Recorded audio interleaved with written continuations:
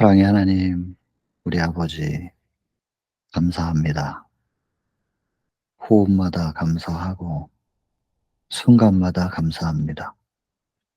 함께 모인 우리 모두의 자리에 성령으로 임하여 주시고, 뿐만 아니라 우리의 심령 속에 들어오셔서 또 강력히 두드리셔서 하늘의 빛깔로만 우리의 심령을 채워 주옵소서.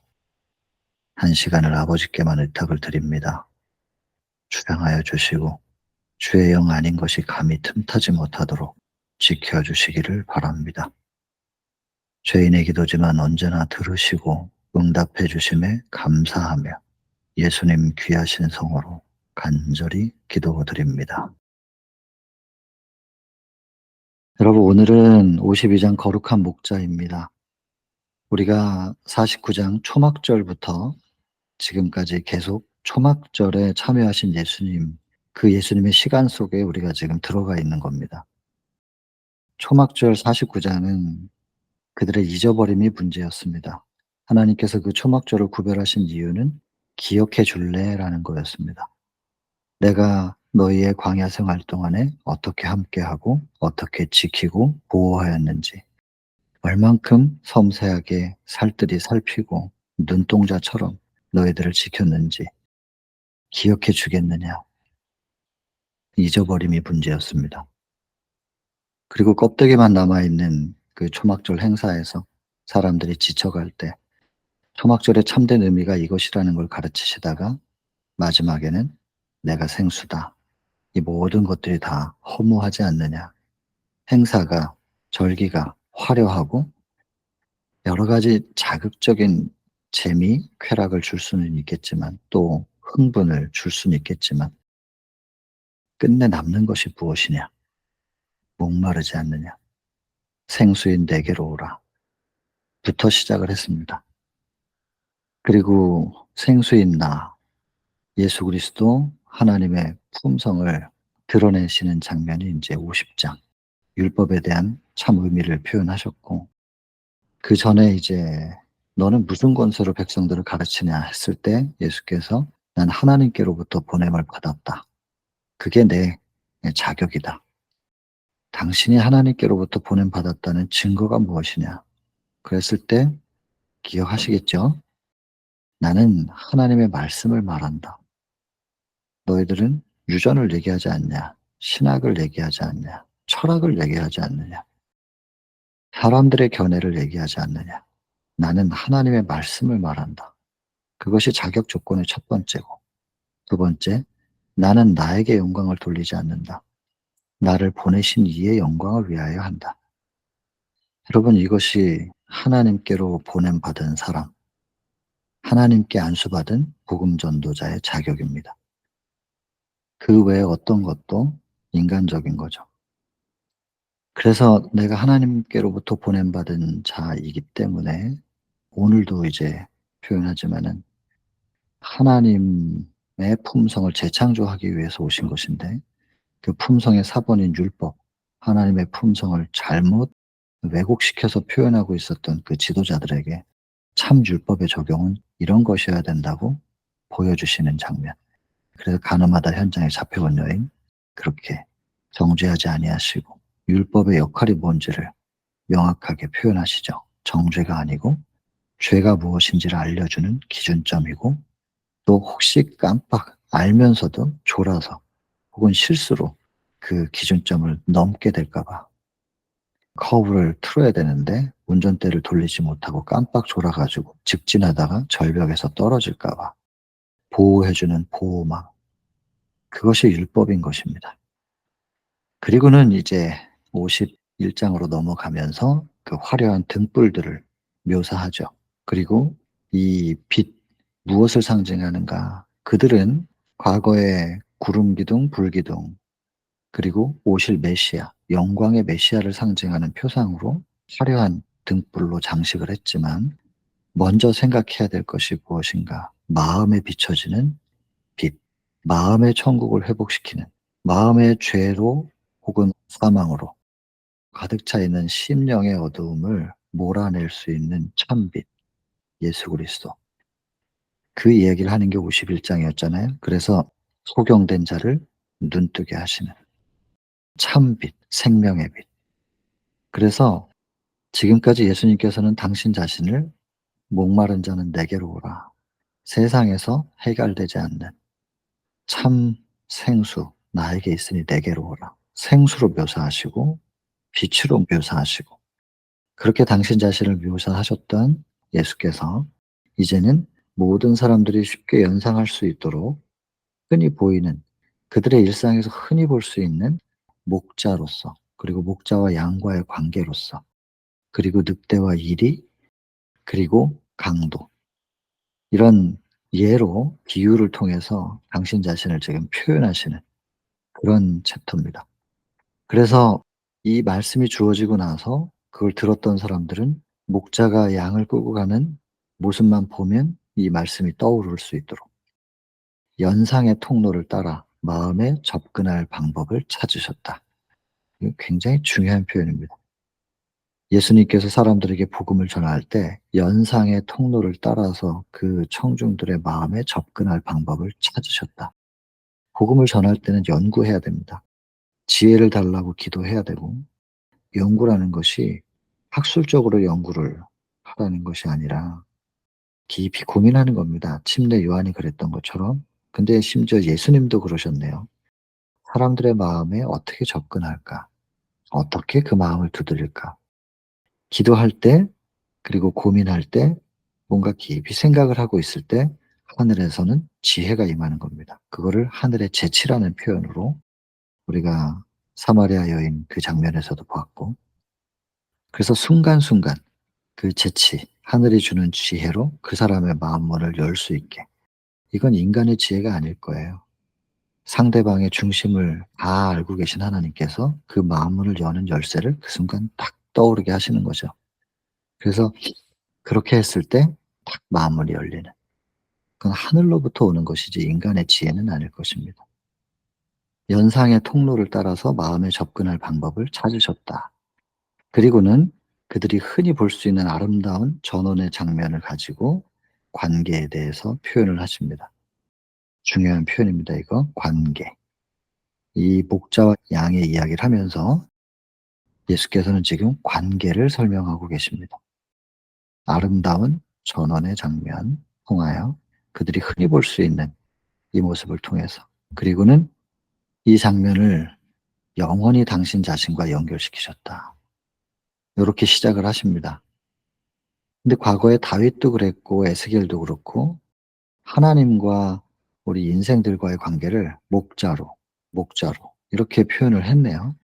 이것이 다윗이 살아온 그 지경에서도 흔히 볼 수 있는 장면이었고 에스겔이 살아온 그 지경에서도 흔히 볼 수 있는 장면이었기 때문에 구약에도 이렇게 목자 또 이사야도 그렇고 이렇게 표현을 했었던 거죠.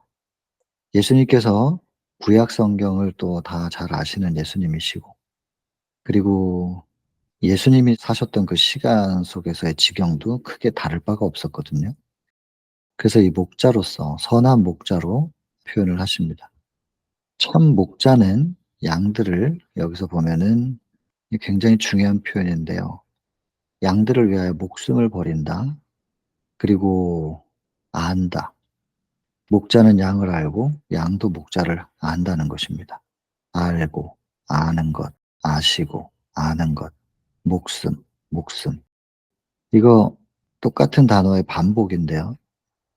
반복되는 단어가 나오면 제가 항상 강조하지 않습니까? 많은 단어가 아닙니다. 딱 두 단어예요. 목숨을 버린다는 것과 혹은 안다라고 하는 것. 이 두 가지.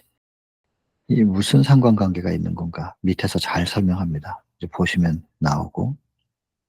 그래서 미리 말씀을 드리면 생명수로, 빛으로, 그리고 목자로, 또 양문으로, 마지막으로는 아버지로 예수께서 당신 자신을 이렇게 비유하셨다는 거 기억을 하시면 좋겠습니다.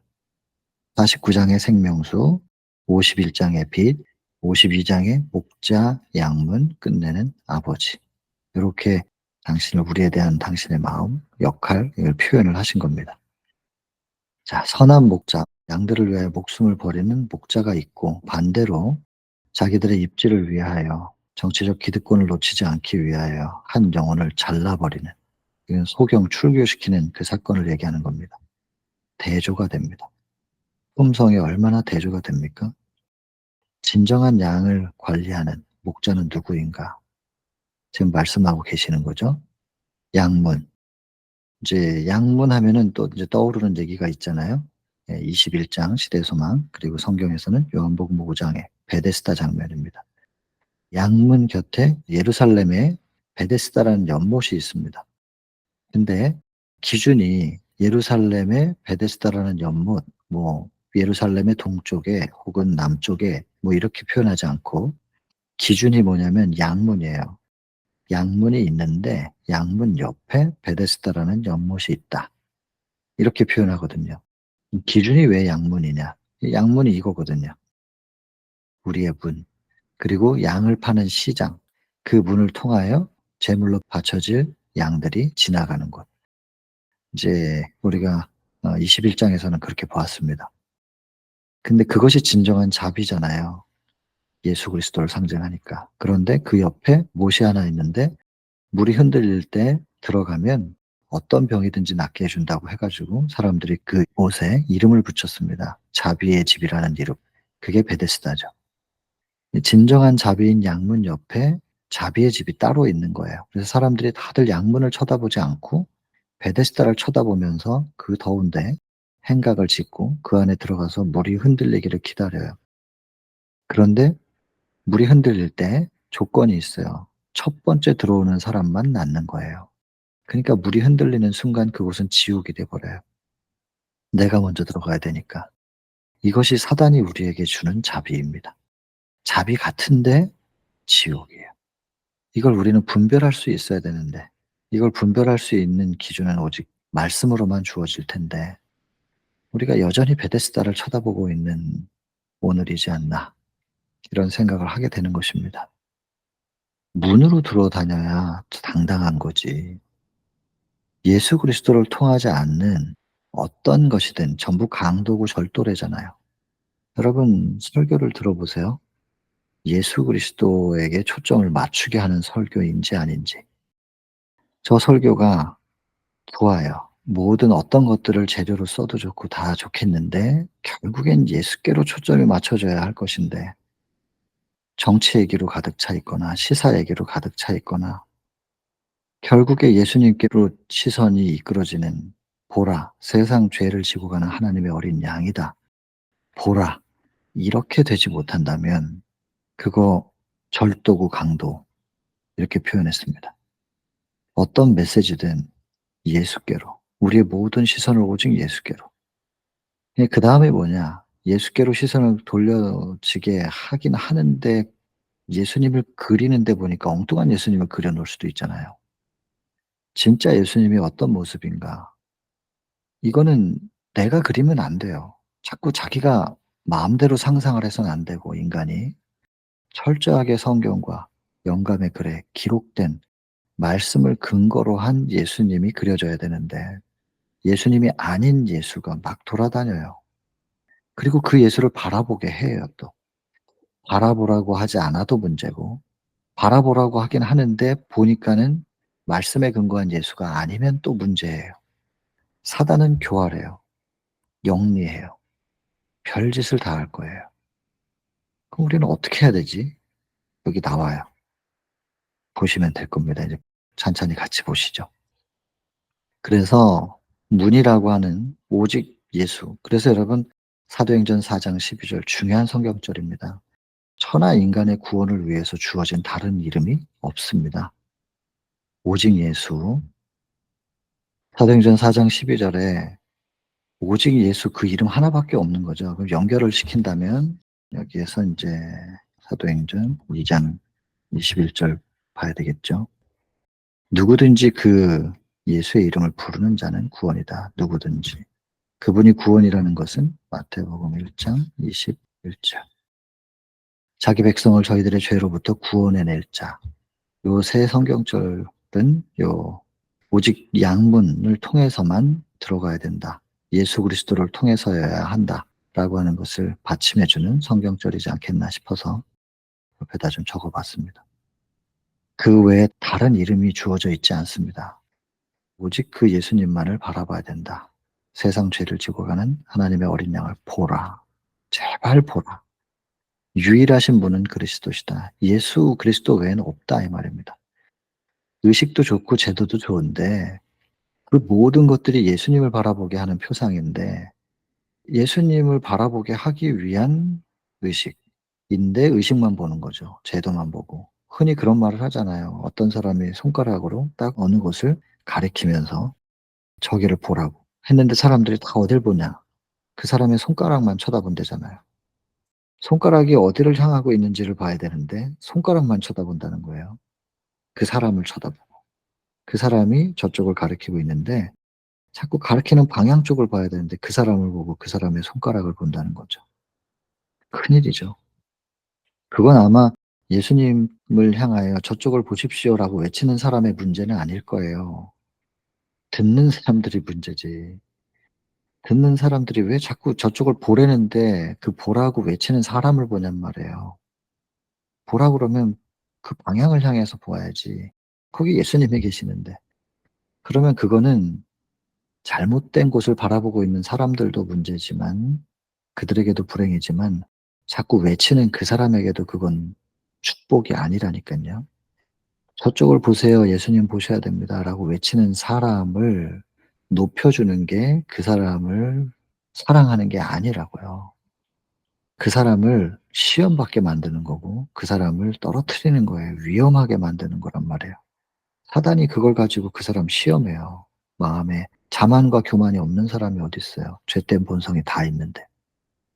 자꾸 그것을 자극하는 길이에요.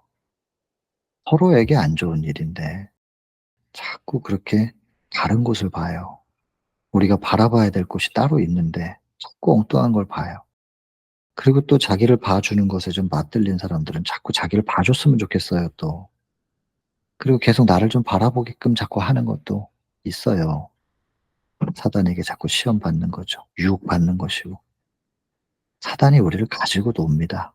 농락하는 거예요. 우리의 죄된 본성을 너무나 잘 알기 때문에 가지고 놀아요. 이렇게 농락당하는 거 수치스럽잖아요. 좀 이런 농락에서부터 이런 수치에서부터 좀 벗어나고 싶지 않습니까?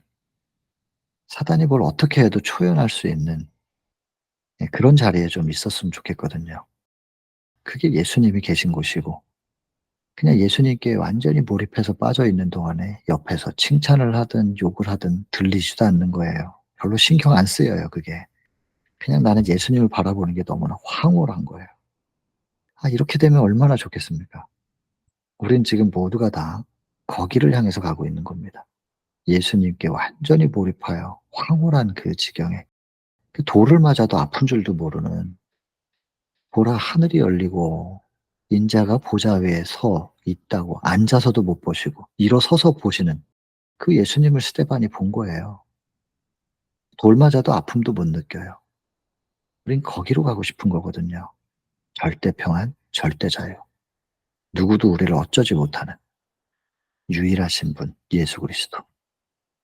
바리새인들, 제사장들, 관원들, 서기관들 다 그런 사람들 아니었다는 거예요. 문으로 들어가지 않았다고 돼 있잖아요. 예수님을 통하지 않아요. 그들을 의존하는 건 철학으로 들어가요. 철학, 유전, 그들의 인간적 견해, 여러 가지 해석들 그런 걸 통하여 심지어 재료를 성경으로 쓴다 할지라도 성경에서 영생을 얻는 줄 생각하고 재료로 쓸 만큼 잘 상고하고 연구하고 외우고 있지만 그 성경이 곧 나에게 대해서 증거하는 것이로다. 그런데 너희는 영생을 얻기 위하여 내게로 오기는 원치 아니하는구나. 성경을 그렇게 많이 외우면서 예수님을 발견하지 못한다는 거죠. 예수님께서 뭘 증거하시는지 하나님의 품성과 사랑, 신학을 그렇게 정통하는데 사랑이 없는 전부 다 문을 통해서 가지 않는 거예요. 재료를 성경으로 쓴다 할지라도 예수 그리스도를 통한 복음 전도가 아닌 거예요. 복음 전파가 아닌 거라고요.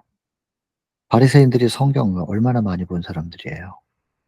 이 철학자들은 학설들을 통해서 한다고요. 예수님을 통해서가 아니기 때문에 이들은 양문을 통해서 가지 않은 강도고 절도예요. 그리고 자꾸 하나님을 오해해 가지고 듣는 사람들이 하나님 두려워하게 만들어요. 구속의 경륜이라고 하는 것은 이게 계획된 것은 창조 전부터고 가동하기 시작한 것은 언제부터냐면 창세기 3장 이후입니다.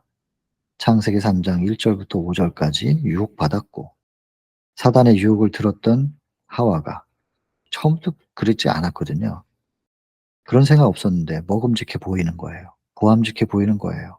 지혜롭게 할 만큼 탐스럽기도 하다고 해 가지고 먹고 남편에게도 주고 같이 먹고. 이제 그다음에 먹고 나니까는 7 절부터 보면 믿음의 의, 하나님과의 믿음의 관계가 깨어지니까 무화과 잎 따 가지고 자기 스스로 자기 부끄러움을 가리려고 하는 믿음의 의가 깨지니까 행위의 의가 바로 나오죠. 죄의 결과 첫 번째거든요, 그게. 그리고는 하나님을 피해서 숨어요. 8 절부터 보면 10 절까지 숨어.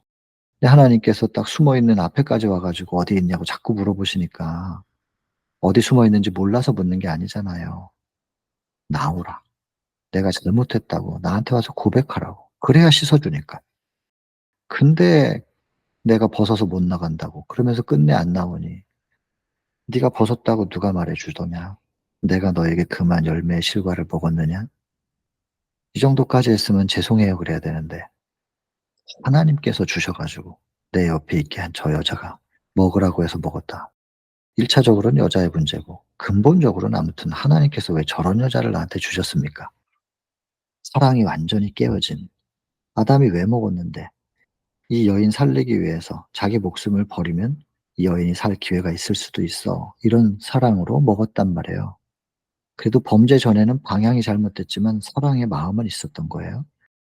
딱 선악과 먹고 나서는 사랑이 팍 깨진 모습을 보이잖아요. 여자 없어요. 자기만 살면 돼. 다 핑계 대고 하나님 핑계. 다 남 탓이지 뭐. 내 탓은 하나도 없는. 이게 죄의 결과 아닙니까? 그때 하나님께서 가동을 하시는 거죠. 뱀은 그 여자한테 물어보고 "여자 왜 그랬냐?" 근데 뱀이 이렇게 했습니다. 뱀한테는 여지가 없잖아요. 하늘에서 이미 3 번의 기회가 주어졌었고 부자선지자 1 장에 보면 나옵니다. 그걸 다 거절했었기 때문에 뱀에게는 더 이상 기회가 없어요. 이제 뱀은 14 절에 보면 이제 "저주받아서 배로 기어다니고 종신토록 흙을 먹을 거다." 그러잖아요. 뱀이 흙 먹고 살지 않지만 흙을 먹는다. 그 말은 19 절에 보면 "너는 흙이니 흙으로 돌아간다." 사람을 먹는다는 얘기죠. 그다음부터 인제 여자에게 하는 얘기. 이게 16 절부터입니다. "넌 이렇게 했으니까 잉태의 고통, 해산의 고통, 저주 아니고 사랑을 배우라고. 모성애가 자극될 수 있도록 사랑을 배우라고 하나님께서 사랑을 회복하여 다시 구원으로 돌아오라고." 구속의 경륜은 거기서부터 시작이죠. 그 남자에게는 일 열심히 하게끔 하셨습니다. "가시와 엉겅퀴 계속 빼라." 근데 돼야지 말이죠. 싹 뽑아 놓고 나면 또 올라오는데 비만 한 번 오고 나면 싹 또 올라오는데 그래서 '안 되는 거구나.'라는 것을 깨달을 때 "가죽옷으로 덮어야 돼." 하면서 21 절. 이게 인제 구속의 경륜의 이야기입니다. 창세기 3장 15절 "여자의 후손으로 나와서 뱀의 머리를 밟겠다."라고 하는 최초의 복음을 선포하시고 21절 "가죽옷으로 덮어 주시겠다." 그 이후로 그 예수님을 기다리고 그 예수 그리스도의 가죽옷으로 마음밭을 덮는 복음은 구원의 도는 그때부터 지금까지 변함이 없습니다. 똑같습니다. 구약 시대나 신약 시대나 지금 재림 직전에 살고 있는 우리에게나 구속의 방법은 똑같습니다. 다만 쪼끔 더 다른 것이 각 시대별로 교회들을 하나님께서 세우셨고 그 교회들을 통하여 각 시대별로 전해야 될 현대 기별이 있었던 건데 재림교회에게 주어진 현대 기별 그리고 마지막 사명 좀 특별한 사명을 받은 교회이고 그런 시기에 우리가 사는 거예요. 이거는 온 우주의 대쟁투를 끝마칠 계획인 것이고 개인 한 사람 한 사람의 그 구원의 도는 창세기 3 장부터 지금까지 똑같습니다. 오직 예수 그리스도를 통한 구원, 예수 그리스도를 통한 본성의 제어, 그리고 가시와 엉겅퀴가 제어된 그 공간을 예수께서 재창조하셔 가지고 하늘의 분위기로 채우는 요것이 예수님 재림까지 계속 가는 것이고 본성까지 싹 변하는 것은 고린도전서 15장 51절 52절 마지막 나팔 소리가 들릴 때 홀연히 변화되는 그때 그 변화. 근데 왜 그러면 지금 변화시켜 주지 않고 그때까지 기다리시는가? 그 다 변화되면 믿음의 의가 필요 없거든요. 처음에 창세기 3 장에서 놓친 게 믿음이었기 때문에 오직 예수를 믿는 믿음으로 말미암아 서여야 돼요. 그래서 그때까지는 두신 것이고, 그것이 다 검증되고 나면 필요 없죠. 인제는 다 입증됐기 때문에. 다시 엉겅퀴가 올라올 수 있는 본성은 싹 없어지고 완전히 홀연히 변화되어서 우리는 승천합니다. 그때까지 다른 구속의 방법은 없습니다. 하나, 오직 예수 그리스도 바라보기, 가죽옷으로 본성을 덮기. 오직 이거 외에는 없어요. 그래서 그분을 바라보기로 선택하는 거 내가 하는 거고, 가죽옷이 내 마음밭에서 벗겨지지 않도록 붙잡고 있는 거 내가 하는 겁니다. 그거 외에는 우리가 할 게 없다니까요. 뭐 41 장에서 우리가 공부했지만, 요한복음 6 장입니다. 시대소망 41 장. 생명의 떡이라는 거죠. 먹으라는 거예요. 입 벌려서 씹어 삼켜라. 그러면 알아서 위가 소화시키고 소장, 대장에서는 알아서 흡수하는 거예요. 소화 흡수를 알아서 하는 거지 내가 그걸 뭐 명령을 내리는 게 아니란 말이에요. 근데 그게 알아서 되는 게 아니잖아요, 실은. 하나님께서 그렇게 다 유전자 속에 새겨 두시고 그렇게 역할을 할 수 있도록 하나님께서 제어하고 계시니까, 하나님께서 붙들고 계시니까 우리가 밥을 먹으면 소화가 되는 겁니다.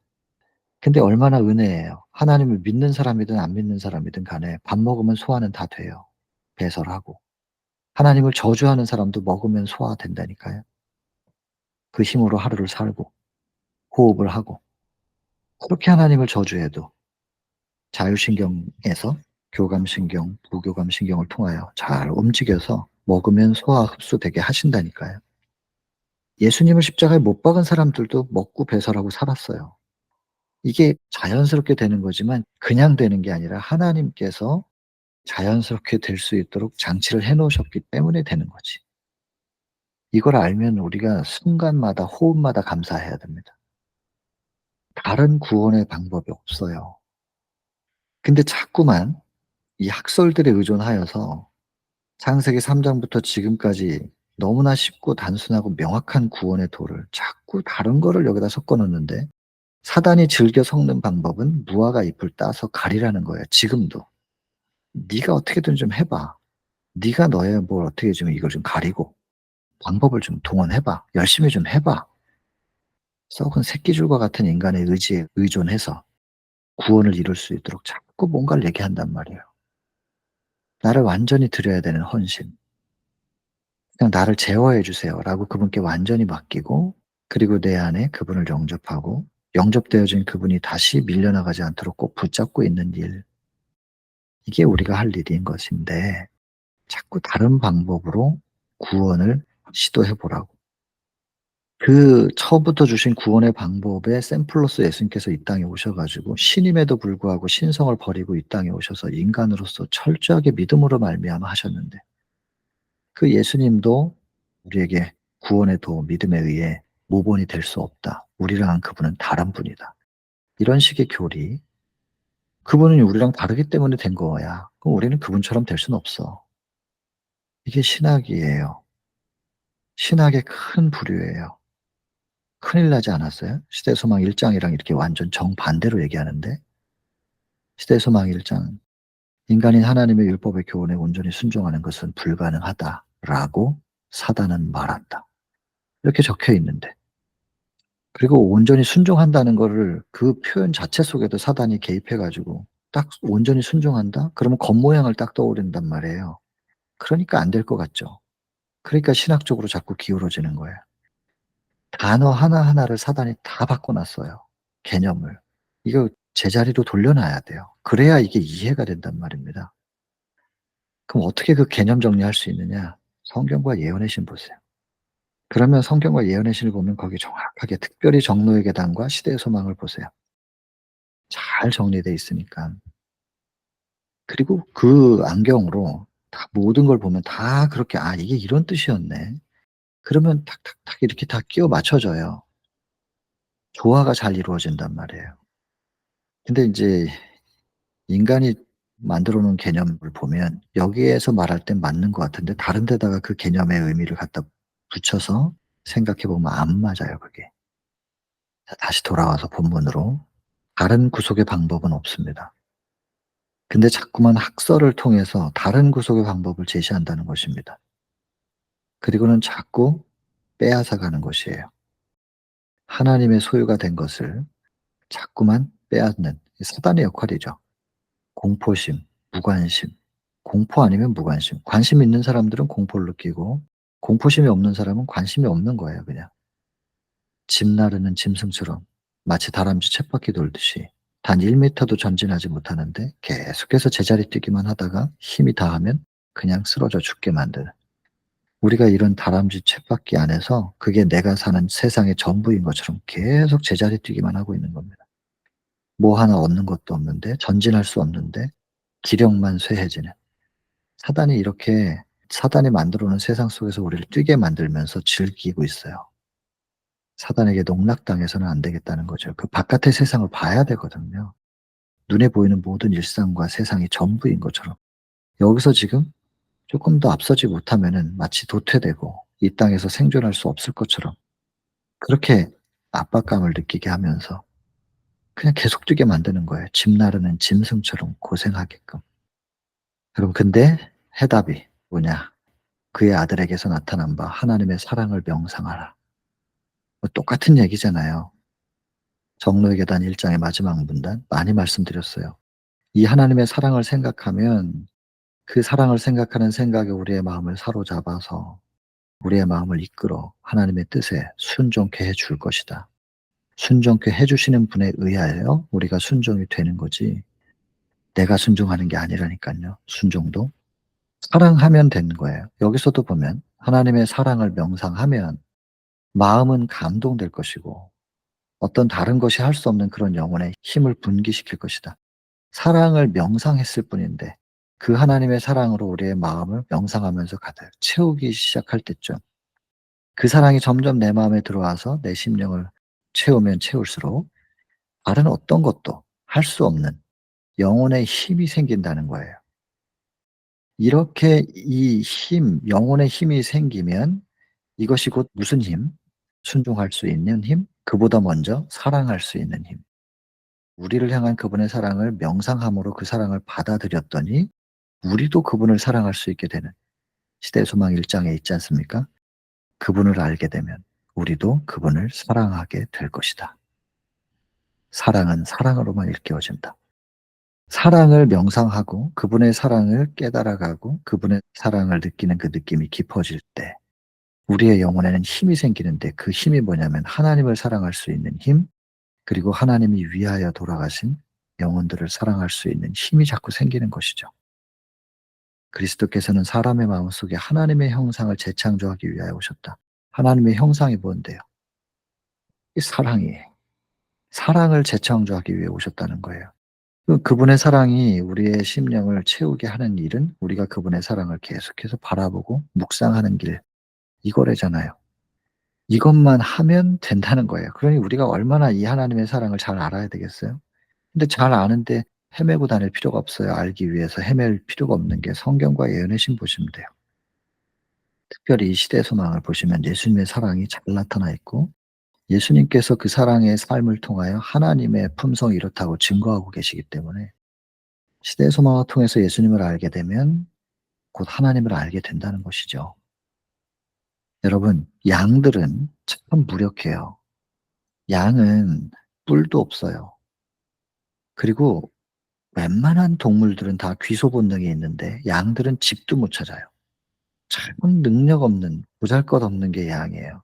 그러니까 하필이면 예수께서 양들을, 우리와 하나님과의 관계를 하나님은 목자고 우리는 양이다. 죄를 이기는 데 있어서, 죄와 싸우는 데 있어서 우리는 뿔 같은 무기도 없고요. 아무것도 없네. 아무 능력도 없어요. 그런 양을 예를 들어서 지금 목자와 양과의 관계를 통하여 하나님과 우리 관계를 묘사하시는 거예요. 그런데 여러분 유일하게 양이 가지고 있는 능력이 있어요. 여기 보시면 제가 이렇게 썼어요. 양의 유일한 능력이랄까, 목자의 음성을 분별해요. 나를 푸른 초장으로 인도하시는 그 목자의 음성을 들을 줄 알아요. 아 이게 내 목자의 소리인지 아닌지. 여러분 그 유튜브에 한번 검색해 보세요. 그 목자하고 양 검색해 보면, 제가 검색어를 지금 기억을 못 하겠는데 다른 사람의 약물이 엄청 많아요. 그 큰 약무리 속에 어떤 사람이 똑같이 그 목자가 내는 소리, 그 뭐라고 말을 하는지 내용은 모르겠지만 뭐라고 소리를 지르면 들은 척도 안 해요. 근데 그게 그 양들을 돌보는 목자가 그 소리를 내잖아요. 그러면 얼마나 그 양들이 쏜살같이 달려오는지요. 그 영상이 있습니다. 한번 보십시오, 찾아서. 귀엽습니다. 그런 거 쳐다보면은 무슨 생각이 들어요? '내가 이 양만도 못하구나.' 그런 생각이 들지요. 양의 유일한 능력, 목자의 음성을 알아요. '이 음성은 내 목자의 음성이구나.' 분별을 한다니까요. 그리고 들어요. 그리고는 자연스럽게 따라가요. 혼자 할 수 있는 게 아무것도 없는데. 그냥 인도하신 대로 따라가고 경험적으로 알아요. 인도하신 대로 가 보면 그게 가장 나한테 좋은 것이었다는 거를. 여러분, 최소한 이 양만큼이라도 그분의 음성을 들어요. 그리고 음성을 아는 고로 따라온다. 그리고 또 목자는 자기 양의 이름을 안대요. 이름을 각각 불러 인도한다 이렇게 돼 있거든요. 이거 참 기가 막힌 의미입니다. 이름을 안다. 여러분, 예수님 당시에 이름은 의미가 있습니다. 뜻이 있어요. 야곱, 속이는 자예요. 간사한 자예요. 그래서 요한복음 1장 47절 나다나엘을 보고 "저 사람 보라 참 이스라엘이다. 그 속에 간사한 게 없다." 그 말은 야곱 상태 아니라는 거예요. 그러면 뭐냐면 야곱이 야복강가에서 이스라엘이라는 이름을 얻었잖아요. 속이는 자였던, 자꾸 자기의 생각으로, 둘째지만 장자권을 야곱이 받는 것이 뜻이었지만 하나님의 뜻은 하나님께서 이루셔요. 자기가 머리를 써 가지고 이렇게 거짓말을 해서, 그것도 복음적이지 않은 방법이잖아요. 거짓말을 통해서 자기가 장자권을 받으려고 그렇게 해 가지고 행위의 의로 아직 이스라엘이 아닌 거예요. 야곱 상태죠. 근데 그가 야복강가에서 이스라엘이라는 이름을 얻잖아요. 여러분, 이름 속에는 의미가 담겨 있습니다. 시몬 베드로, 시몬은 흔들리는 갈대, 베드로는 개바, 반석이에요. 돌. 흔들림이 없어요. 그 자리에 딱 묵직하게 있는 정반대의 이미지인데요. 이제 시몬이라고 하지 말고 돌이라고 하자. 갈대하지 마라. 그 흔들림이 많아서 안 좋다. 예수께서 이름 바꿔 주셨는데 사복음서 내내 시몬 베드로예요. 시몬 베드로, 시몬 베드로. 두 가지가 같이 있죠. 나중에 사도행전으로 넘어가면 시몬이라고는 불리워지지 않습니다. 과거에 이렇게 불려졌었던 베드로, 이렇게는 표현한 적이 있지만 그러나 계속해서 베드로, 과유가 된 거거든요. 이름에는 의미가 담겨 있고 그 의미는 그 사람의 인생에 담겨 있는 거죠, 성경에 등장하는 사람들은. 그래서 누가 야곱이라고 이름을 짓고 싶겠냐고요. 간사한 자. 부모가 어떻게 그런 이름을 짓고 싶어요. 근데 묘하게도 성경에서는 그 사람의 인생을 이름에 담아서 이름 속엔 그 사람의 인생이 담겨 있는 경우들이 많지요. 여기 보면 이름을 불러 이제 "이름을 안다."라고 표현이 되어 있는데 여기 보면은 밑에 나옵니다. 이 양들의 이름을 아는데 그것은 꼭 뭐냐면 우리의 삶에 살아온 생의 걸음걸음들을 하나님께서 다 알고 계시다는 거예요. 어릴 때 서러워 보신 분들, 억울하고 배고프고 그렇게 혼자서 울었던 그 눈물들 하나님께서 다 기억하시더라고요. 그 눈물 한 방울도 허지로 돌아가지 않고 하나님께서 기억하셨다가 보상을 하시는 하나님. 겉으로 드러난 모습만 보고 오해하는 사람들 많은데 중심 속에 왜 저 사람이 저렇게 할 수밖에 없는지. 거라사 광인이 "구해 주세요."라고 소리를 질렀을 때 광인의 포효가 나가고 도와달라고 손을 내미는데 자꾸만 지나가는 사람들에게 상처를 입히는 거예요. 거라사 광인의 중심은 진짜 인격은 그렇게 하고 싶지 않았어요. 근데 사단이 그렇게 표현되게 한 거예요. 그의 심령을 억누르고 소리도 몸짓도 주장해서 사단이 그렇게 한 거예요. 그 사람의 진짜 인격의 간절한 구원의 호소를, 구원에 대한 갈망을 예수님만 들으셨다고 기록해요. 성경만 보면 그게 안 나와서 시대소망 35 장에 보면 나온단 말이에요. 예수님은 그 소리를 들으셨어요. 그 미세한, 그 시들어가는 그 사람의 간절한 구원에 대한 갈망을. 꺼져가는 거죠. 더 이상 어떻게 희망이 없어요, 사단에게 완전히 점령당해서. 근데 그 음성을 들으시고 구원하시잖아요. 하나님은 아세요. 우리의 중심이 어떠한지, 진짜 원하는 게 뭔지. 근데 이게 잘 표현이 안 되고 마음처럼 표현이 잘 되지 않고 왜 이런 것인지 하나님은 아신다니까요. 이런 마음들을 하나님께서 다 아신다고요. 얼마나 감사한지 몰라요. 이런 양들을 위하여 목자가 감수하는 것이 무엇인가? 근데 고독한 밤 지새우고 강도를 막고 목숨 걸고 말입니다. 이렇게 돌볼 때 그의 생명은 양들의 생명과 하나가 된대요. 여러분 이거 되게 의미가 있는 거예요. 하나가 된다라는 것이 곧 안다라는 뜻이란 말이에요. 그럼 우리가 하나님을 안다, 하나님과 하나가 되기 위해서는 여기 보면 고독한 밤을 지새우는 목자. 여러분 이 챕터의 마지막 성경절 다 읽으셨을 거예요. 예수께서 우리를 위하여 무엇을 하셨는지를 알게 되면 시대소망 1장도 그분을 알게 되면 그분을 사랑하게 될 것이다. 우리를 위하여 뭘 감수하시고 무엇을 우리에게 희생하신 것인가 알게 되면 십자가를 보고 알게 되면 우리도 그분하고 하나가 되는 거예요. 이게 스가랴 12장 10절 얘기죠. 성령을 받으면 그제서야 그들이 그 찌른 바 그를 바라보고 애통하기를 독자를 장자를 내린 것 같은 애통이. 우린 여러분 거기를 가야 되는 거예요, 거기를. 내 개인의 십자가 밑에도 인제 나오는데 개인의 구주. 이 세상에 오직 한 사람만 존재했을지라도 그 사람을 위하여 기꺼이 십자가를 지시고 당신의 생명을 주셨을 그 나의 예수님을 만나야 된다고요. 우리의 예수님도 좋지만 나의 예수, 개인의 구주, 그분을 만나고 나를 위하여 죽으신 그분의 십자가를 보고 알게 되면 그때서 하나가 되는 거예요. 그분과 우리가 하나가 된다고요. 그러니까 우리는 뭘 봐야 되겠어요? 우리가 아직 십자가를 모르는 거예요. 그러니까 애통이 없지. 이거 알게 해 달라고. 근데 인제 이게 힌트가 있어요. "내가 다윗의 집과 예루살렘 거민에게 은총과 간구하는 성령을 부어 주겠다." 성령을 받으면 이게 십자가가 보인다는 거잖아요. 그러니까 여러분 우리가 얼마나 성령을 구해야 되겠어요. 나의 구주, 나를 위하여 돌아가신 예수 그리스도의 십자가를 보게 해 주십시오. 나의 십자가를 보게 해 주십시오. 얼마나 기도해야 되겠어요. 보면 애통이 된다 하니 진짜 알게 되고 진짜 하나가 된다고 했으니깐 성령 구하셔야 됩니다. 내가 일부러 막 짜내 가지고 눈물 흘리고 그렇게 할 수도 있어요. 연기도 하는데 뭐. 배우들은 가만히 있다가도 울 수도 있잖아요. 그런 눈물 말고 성령께서 우리 속에서 만들어 주시는 그 애통, 나의 예수 그리스도, 나의 십자가를 깨달을 때 나도 모르게 터져 나오는 그 애통, 그 경험을 해야 된다고요. 성령을 간절히 구하고 십자가를 이해할 수 있게 해 달라고, 나의 구주를 만나게 해 달라고 기도하셔야 돼요. 우리가 지금 이렇게 시대 소망을 보고 공부하고 있지만 진정한 애통을 경험하신 분들이 있을 수도 있고 그런 경험 아직 못한 분들도 있을 수 있단 말이에요. 성령 구하셔야 됩니다. 성령을 구하셔야 됩니다. 오직 성령.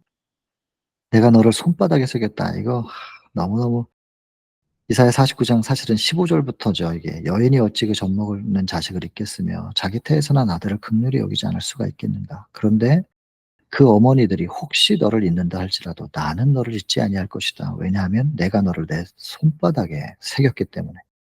이 손바닥에 새겼다. 이 못자국 얘기거든요. 이 손바닥에 새겼다.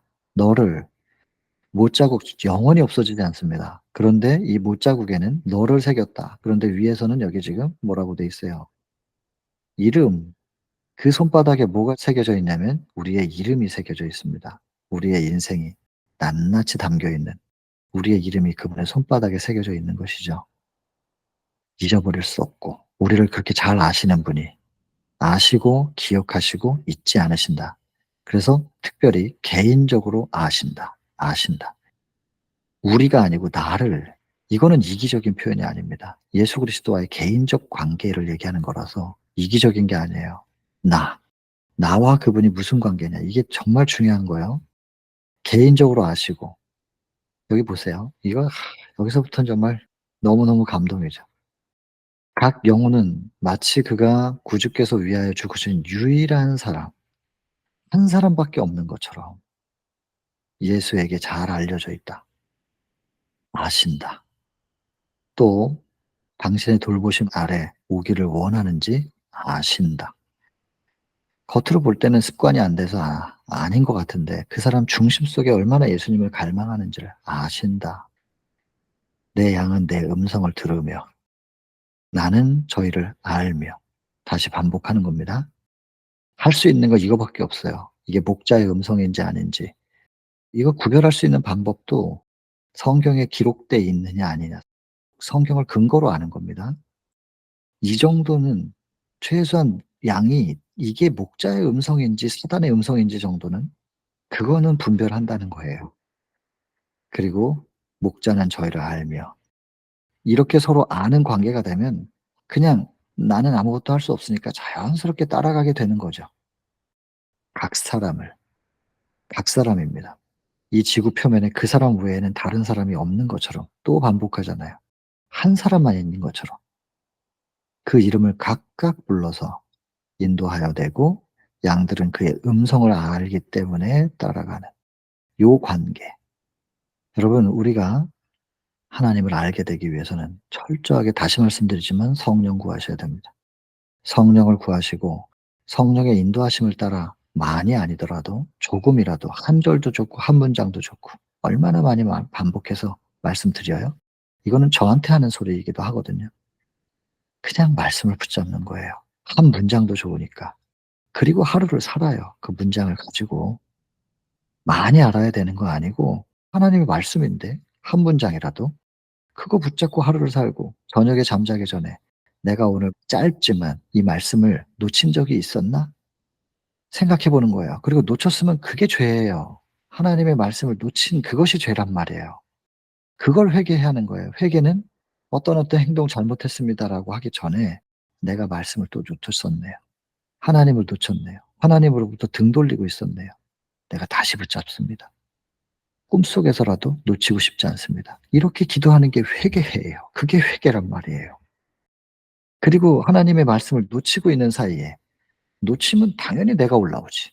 내 본성으로 올라와서 누굴 쳐다본 것도 상처를 줄 수 있고 표정 지은 것도 말한 것도. 하필이면 그때 그런 식으로 표현했을까? 그런 식으로 행동했을까? 누구에게 상처 주고 피해 주고 '아 이거 내일 가서 사과해야 되겠구나.'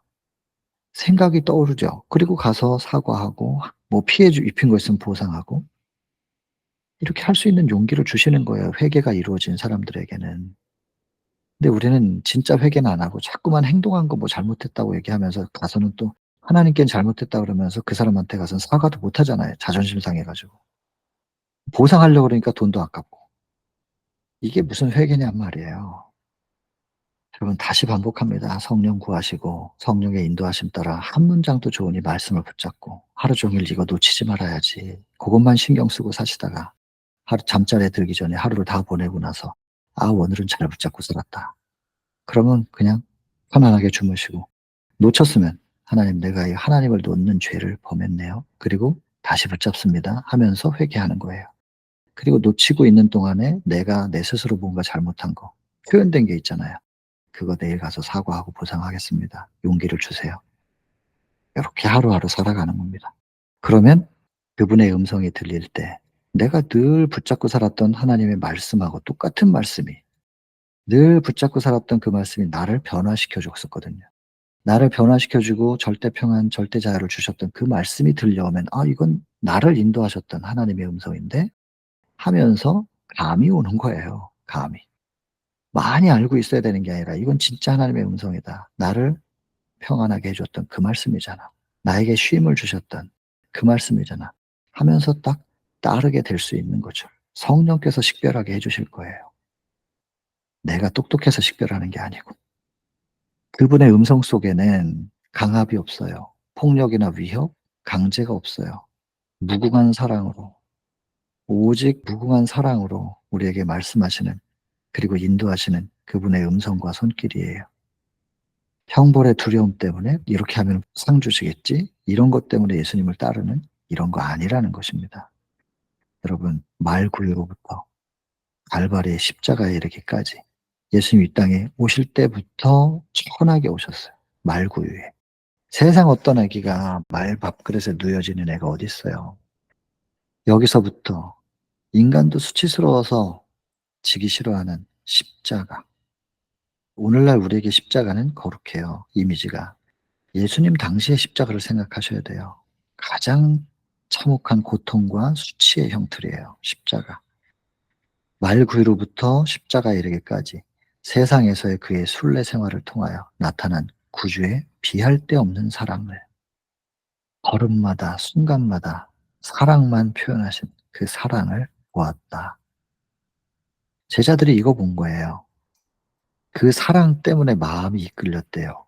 그리고 그 사랑이 우리의 마음을, 우리의 영혼을 부드럽게 해주는 거래요.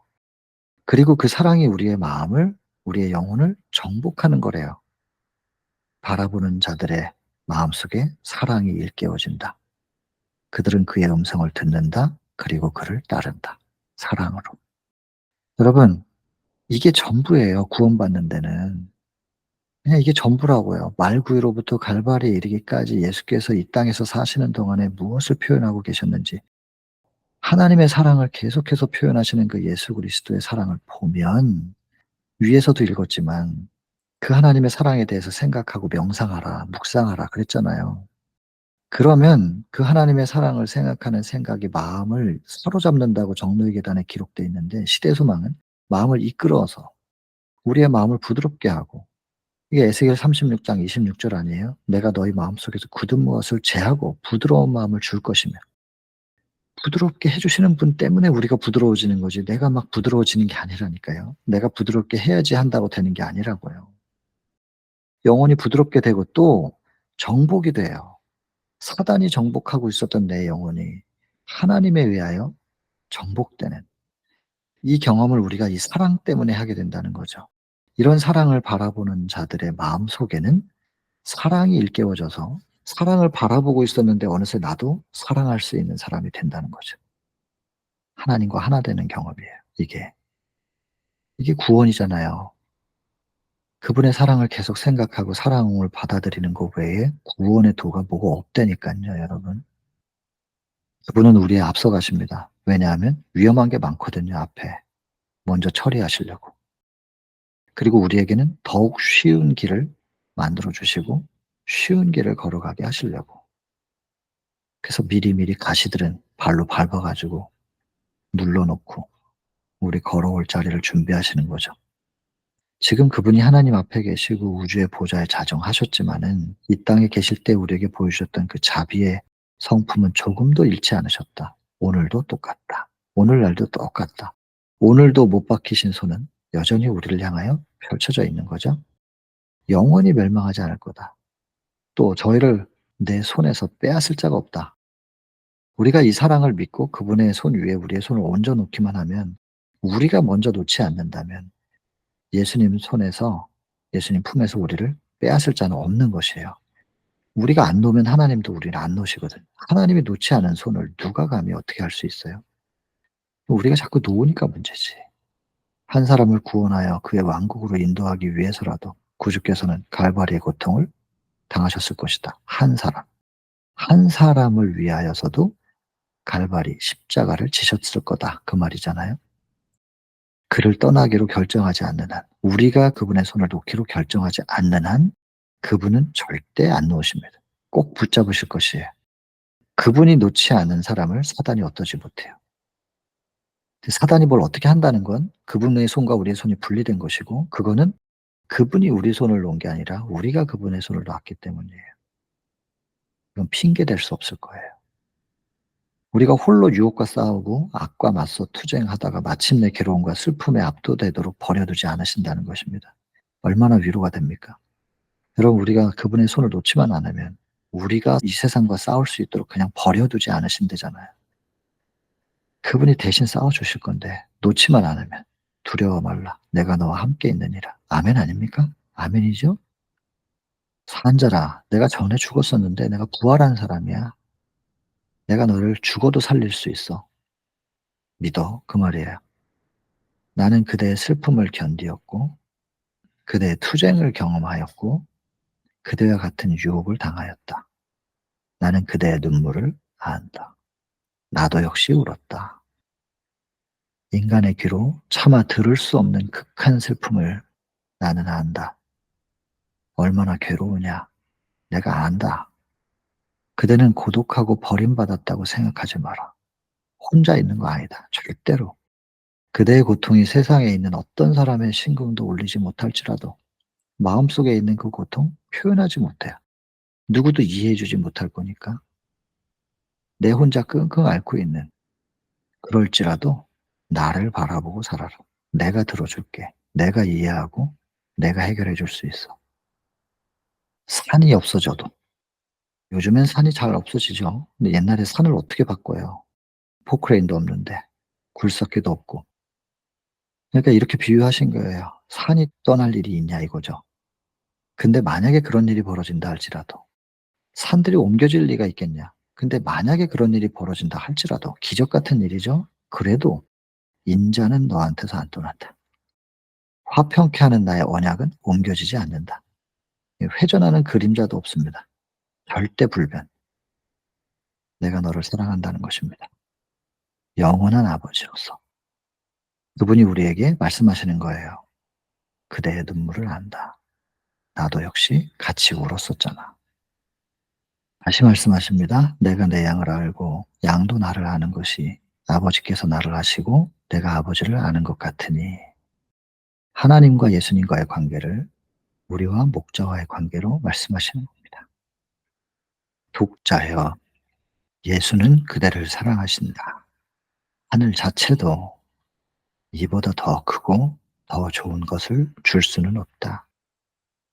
하늘이 아무리 이상적인 장소라 할지라도 그 속에서 순간마다 행복하다 할지라도 그 하늘 자체도 예수께서 우리를 사랑하시는 그 사랑보다 더 크고 더 좋을 수는 없다.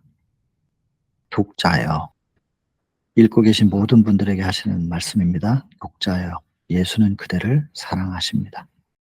하늘 그 자체도 이보다 더 크고 더 좋은 것을 줄 수는 없습니다. 그러므로 믿으라.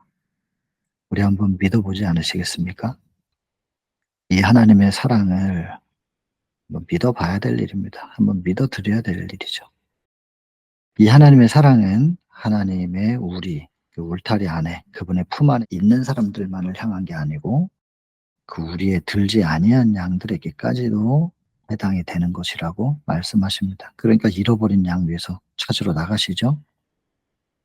내가 이 양들을 위하여 스스로 버리노라. 자, 이 양들을 위하여 예수께서는 스스로 버렸다고 되어 있습니다. 자원하여. 이거 누가 시켜서 하는 일 아닙니다. 예수께서 우리를 향한 사랑으로 스스로 누가 감히 신에게 목숨을 버리라고 말할 수 있고 신에게 목숨을 버리도록 압박을 가할 수가 있겠어요. 오직 사랑으로 내가 스스로 버린 것이다. 자원하여. 그는 실로 우리의 질고를 지고 우리의 슬픔을 당하였거늘 그가 찔림은 우리의 허물을 인함이요 그가 상함은 우리의 죄악을 인함이라. 그가 징계를 받음으로 우리가 평화를 누리고 그가 채찍에 맞음으로 우리가 나음을 입었도다. 우리는 다 양 같아서 그릇 행하여 각기 제갈 길로 갔거늘 여호와께서는 우리 무리의 죄악을 그에게 감당시키셨도다. 우리의 죄악을 우리에게 감당하라고 아니하시고 당신의 아들 예수께 담당시키신 것입니다. 옆에 마무리 썼습니다. 한편의 연애 편지 같은 사랑의 고백, 이보다 더 애절한 사랑의 호소가 있을까? 글쎄요, 연애 편지 가지고 이게 묘사가 안 되는데 이렇게밖에는 표현할 수가 없어서 이보다 더 애절한 사랑의 호소가 있겠는가? 여러분 52장은 우리의 선한 목자 되신 예수께서 우리를 향한 이 참 무력한 양들을 향한 당신의 사랑을 고백하는 편지 같습니다.